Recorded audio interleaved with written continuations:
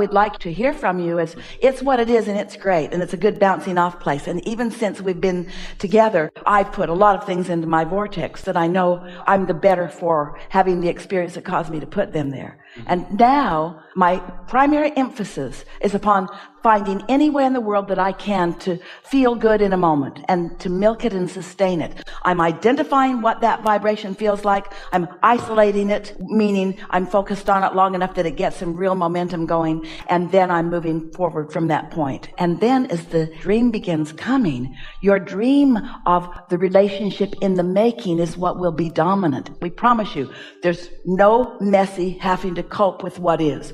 No forgiveness, no understanding. That's for humans that don't know the mastery of the laws of the universe. That's not who you are, and that's not what you want to teach. Right.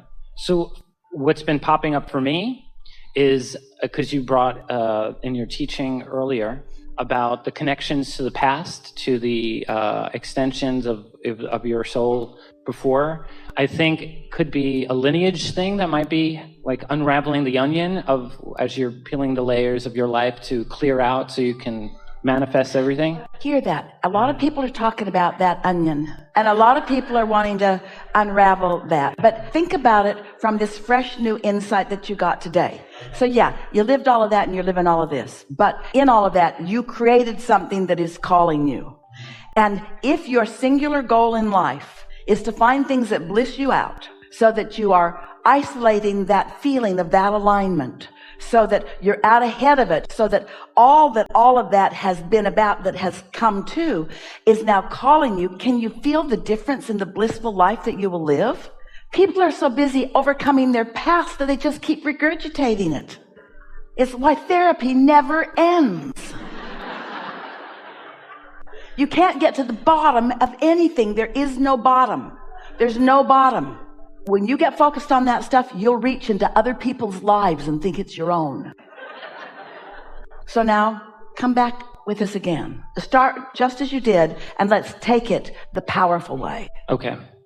So it's all right. It's an adjustment, but it's all right.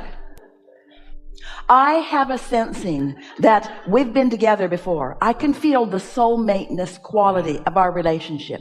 And I know that both of us have had lots of adventures and lots of experiences in life, and that we have individually and collectively built an awesome vibrational reality that I want us to together tap into.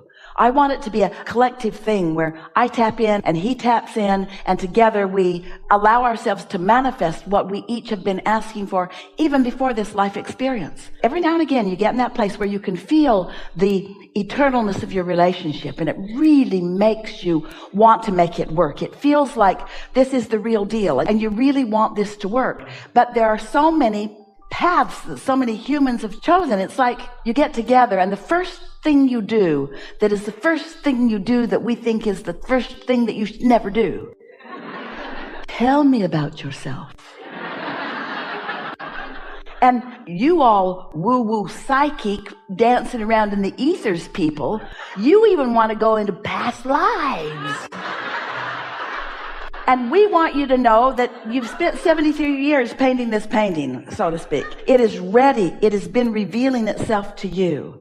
And that if you'll just lighten up and not make such a big deal of creation, and just be the happy people that you're born to be, and just find things that are lovely to experience, and just tilt yourself, just tip a little in the direction of the fresh, non-restricted, non-diluted, non-messed up, non-beliefs that are trampling on it, daydream. Can you just feel the difference, the clarity in a dream of a new building and when you're there with the contractor who put the toilet in the wrong place?